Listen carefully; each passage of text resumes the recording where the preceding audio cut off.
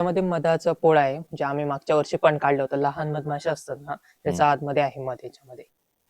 म्हणजे आपल्या नेहमीच्या मधमाशा नव्हे. मोठे असतात ते नाही, लहान असतात ते. बर बर. मग दोन्ही साईडने फोडलेले आहे. त्याच्यामध्ये आम्ही हवं तेव्हा काढतो, मग खाली उतरतो आणि काढतो आणि परत मग ठेवल्यावर पुन्हा ते पुन्हा करतात मग.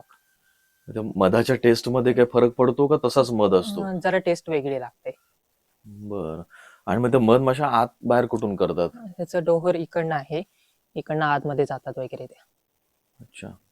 पण हे आता हा ओंडका कट केलेला तुटलेला आहे ना तो, मग तरी पण कसं काय त्याच्यात? झाड पडलेलं त्याला होतं ओंडक्यामध्ये. म्हणजे ऑलरेडी होतं ते हो, झाड ऑलरेडी पडलं तेव्हा. होतं. बर.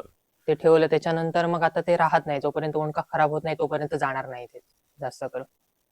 दिसत तर नाहीये बाहेरून तसं काय, फक्त हा इथला मधला पॅच एक तेवढाच थोडासा वेगळा दिसतोय. आणि मग मध काढताना कसं करता तुम्ही?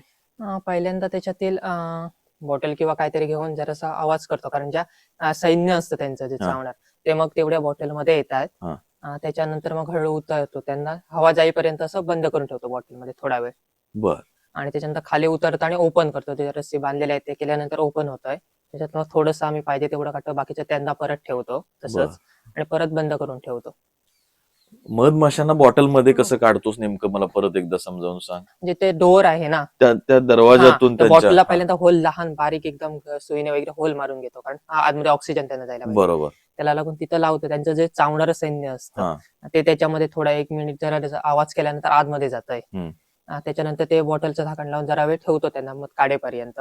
मग पुन्हा डोअरकडे तिथं पॅक केल्यानंतर पुन्हा सोडतो, मग आतमध्ये जातात त्या.